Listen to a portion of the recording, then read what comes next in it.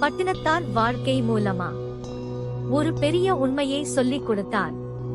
உலகில் எதுவும் நிரந்தரம் இல்லை.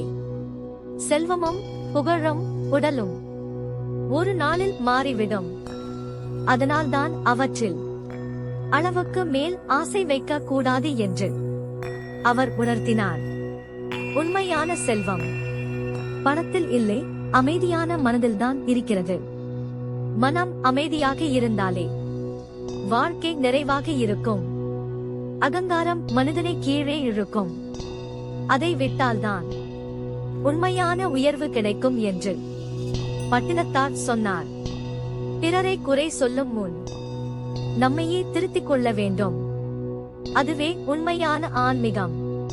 துறவு என்றால் உலகத்தை விட்டு ஓடுவது இல்லை, ஆசைகளை கட்டுப்படுத்தி உண்மையை புரிந்து வாழ்வதே உயர்ந்த துறவு.